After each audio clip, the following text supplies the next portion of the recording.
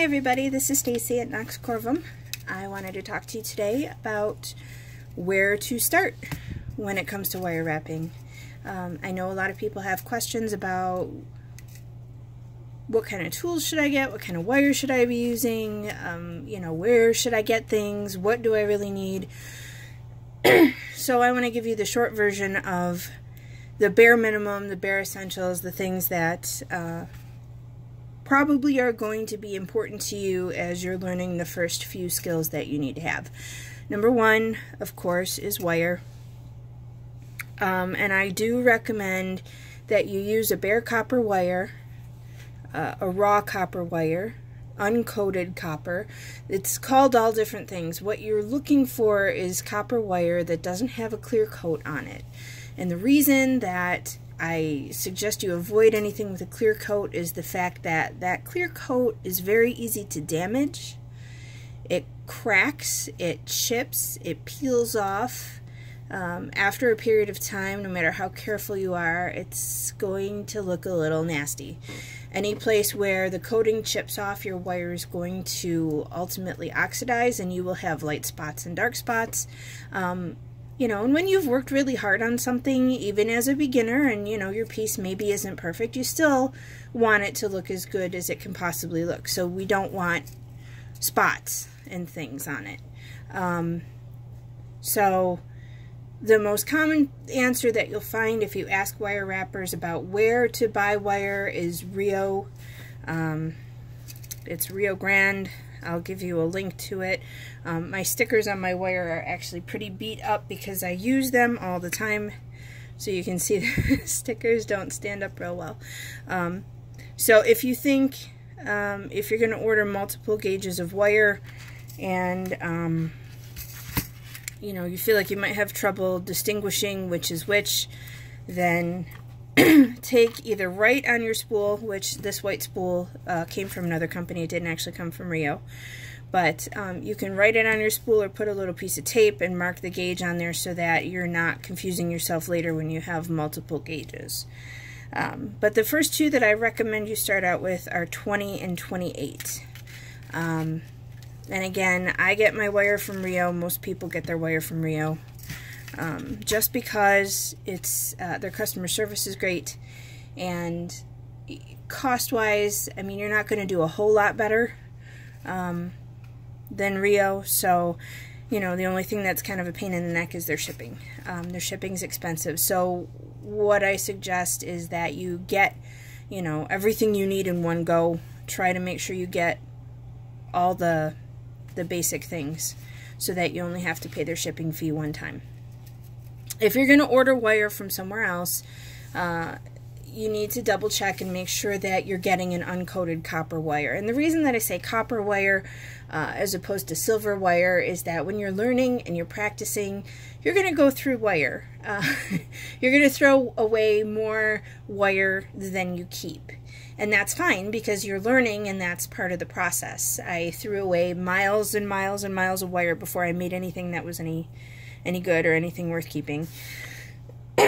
So it's part of the process. So be ready for that, and just know that it's part of the learning curve. So before you move into a silver wire, start with copper so that you're not worried as much about how much you're wasting or making mistakes or things like that. The other thing is craft store wire, craft wire, aluminum wire, para wire, things that you're going to find at Hobby Lobby or Michael's or Joann's or whatever craft store you shop at. Most of that stuff it's either aluminum or it's some kind of nickel over copper, or there's all different things. That's not the that's not the place. That's not the way to learn. If you intend to level up and move into a silver wire, start with copper because it's going to act in a similar manner. Whereas aluminum wire does not behave the same way. Coated wires do not behave the same way. They have a different feel. They move a little differently. They're not as nice to work with. You're going to struggle more. And ultimately, you end up more frustrated. And I know that from experience, because when I started, I didn't have anyone to tell me, hey, don't use that stuff. You know, and I probably would have made a lot more progress a lot faster if I had known to just go and order. These are 1 pound spools. You get quite a bit of wire on here. You know, I make jewelry every single day. I go through maybe, I don't know, 4 of these a year. Something like that. So now I do use other sizes, but I use an awful lot of 20 gauge wire. So you know, if it lasts for me, it's going to last for you. I think it's usually between $15 and $17 a pound. So, you know, expect to pay about $35 for your first 2 spools of wire. You know, which, again, it's part of the cost of learning the art. But that's what I recommend for the first 2 is 20 and 28. And the reason is, if you're going to weave, you want a big enough size difference between the wire that your weaving shows up and that it's not impossible to do. If you were to go with a, you know, an 18 and a 22 or whatever, the difference is not big enough between the two. You'd have a terrible time wrapping. So you want a larger base wire and a smaller weaving wire, and 20-28 is a pretty standard, pretty common combination. So the other thing is, make sure that your wire that you're ordering is dead soft, especially your weaving wire. In the beginning, I started with, I used all tempers of wire. I had in every base wire size I ordered 1 dead soft and 1 half hard. And the reality of it is that if you have dead soft wire and you want half hard wire, all you have to do is work hard in it, and eventually it will become half hard. So you save yourself having to keep 2 tempers of wire for every size if you just go with the dead soft. In order to soften a hard wire, you would have to anneal it, which is a process that's it's a little tricky with wire, but it basically is about adding heat to your wire, and with that heat treatment you sort of break the wire fibers, the little microscopic fibers realign and the wire gets soft, is the easy explanation for it. So without having to get into all of that, if you start with dead soft and you want half hard or you want full hard, you can make it that way just by working with it. As you just run your fingers down the wire, it will start to get hard. So you can work hard in it a little bit just by pulling it through your fingers like that. So there's really no need in the very beginning for you to have multiple tempers of wire. Stick with the dead soft. It's easier to learn with. It's easier to bend. You'll have an easier time overall if you just stick with dead soft. Okay, so that's it for wire. If you're going to order from somewhere other than Rio, double check what you're ordering, because a lot of the copper wires will say it's bare copper, and then when you get it, it actually has an icky clear coat on it, and that's not what we're looking for. So if you're not sure, ask. Okay, so that's wire. When it comes to tools, I have a lot of tools. I have very few tools that I actually use. Number 1, you need a pair of flush cutters. These are Xuron cutters. I got these from Rio also. Not real expensive cutters. Flush cutters. I don't know how I can hold this that you'll be able to see it. They're going to cut your wire flat on one side.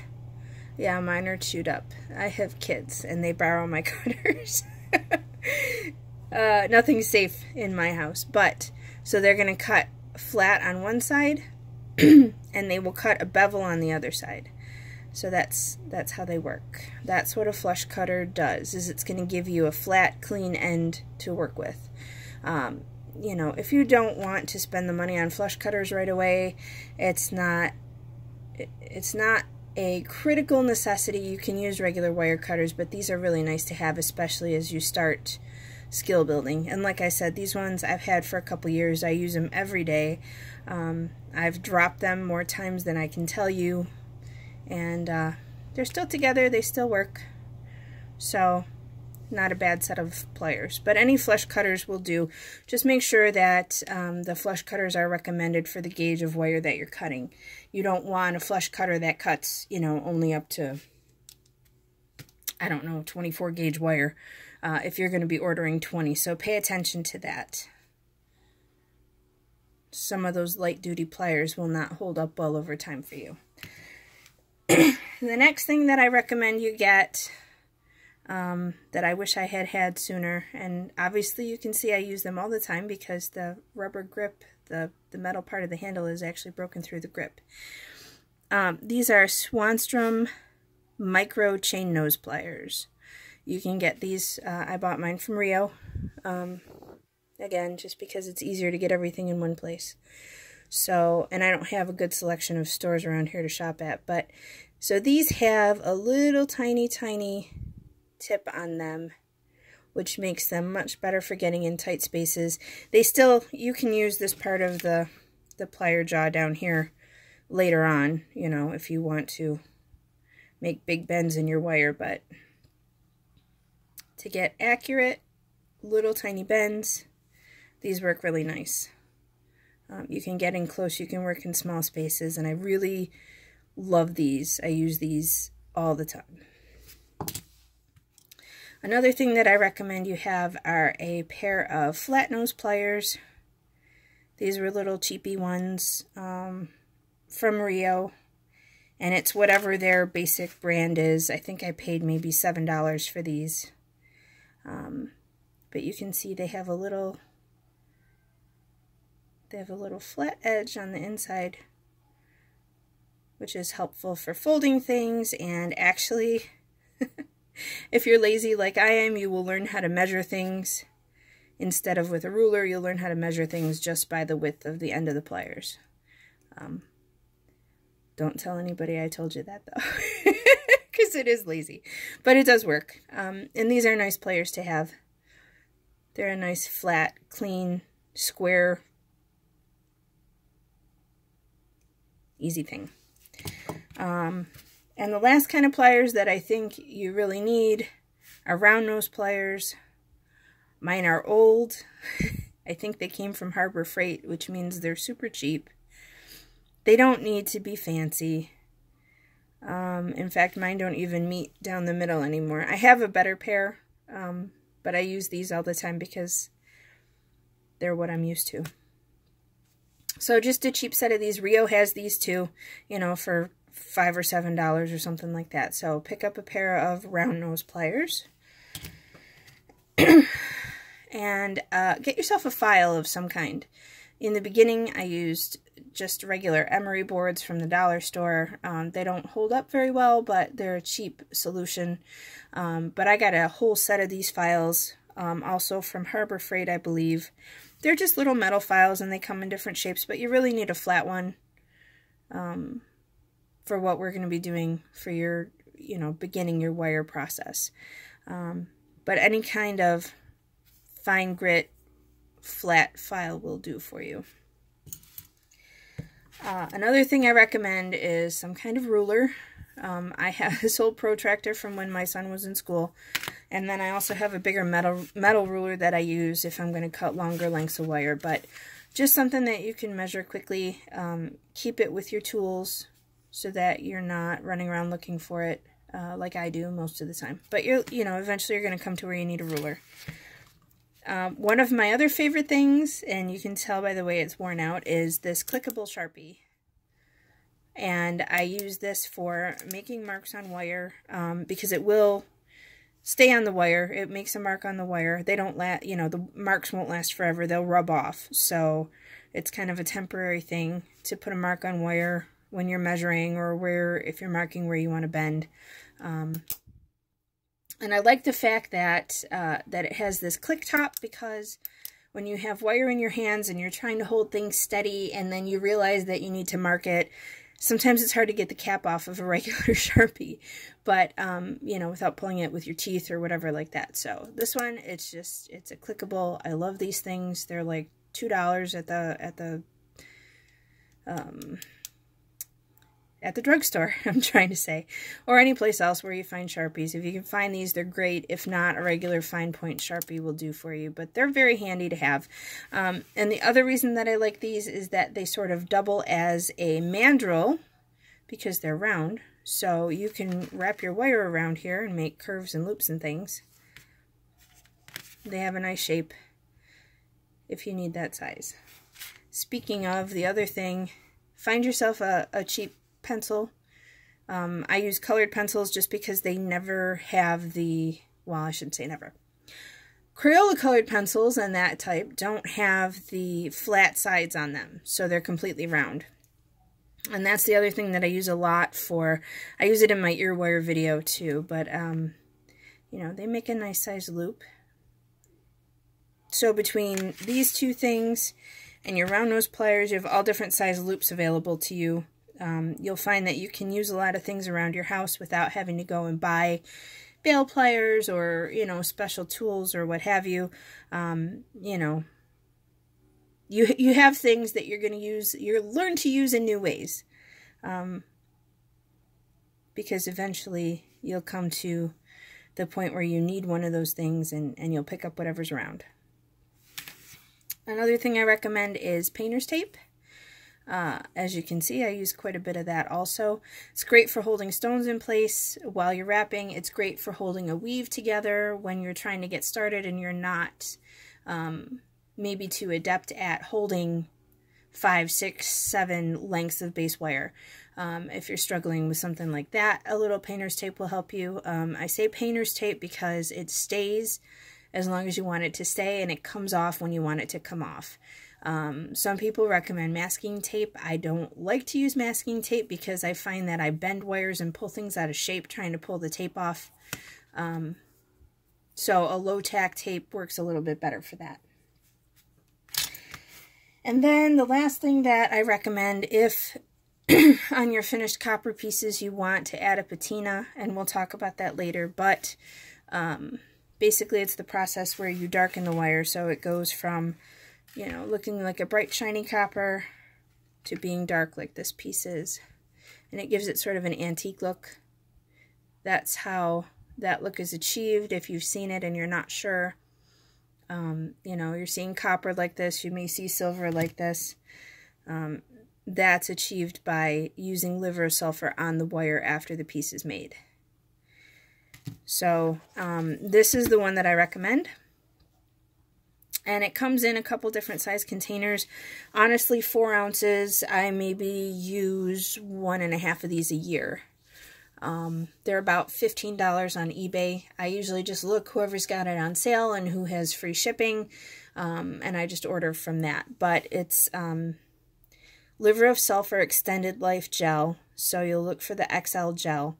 This is a 4-ounce container. As a matter of fact, this one says it's from helby.com, HELBY.com.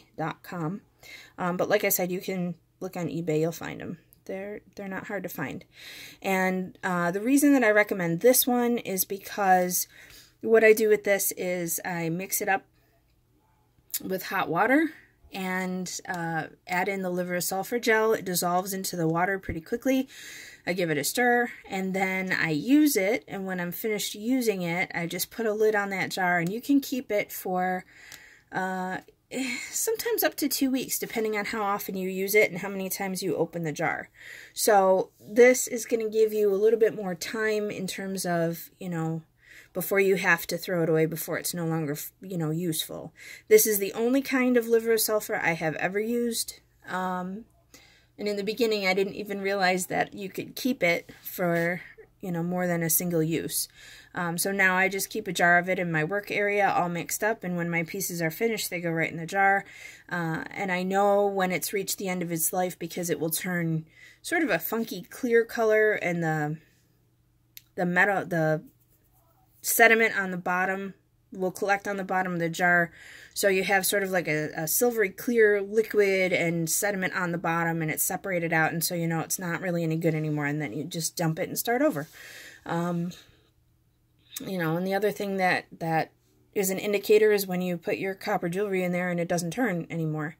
Then you know it's not working and it's time to get rid of it and mix up a new batch. So It's been really good for me as far as length of time that you can keep it. It works well. You get a nice color from it. You know, and I patina just about everything I make. The only one I know who doesn't like patina is my mom, and so when I make jewelry for her, sometimes I leave it bright copper. You know, but even she is crossing over to the dark side little by little. So if you like that dark look, and you want to have that on your finished pieces, then that's how that's achieved. If you're going to go with liver of sulfur, then you also will need a fine grit steel wool. I like the quad 0, so the 0000 steel wool, and you'll find that at your hardware store in the paint section is where I buy mine. I actually get mine at Value. If you have a Value near you, I know they carry it, and you're going to get, I think, 10 or 12 steel wool, little bales of steel wool in a package for maybe $4. So it's not a big investment. They last a long time. I actually tear my steel wool apart because once you get it wet, it's pretty much done. It's going to rust, and the finer the steel wool is, the quicker it's going to rust. So they're basically a single-use thing, so I pull mine apart and use just a little piece of it at a time, and, you know, they last quite a while. And that's pretty much it. When you have all those things at your disposal and you're ready to get started, come back and see me, and we're going to work on our first project together. Thanks, everybody.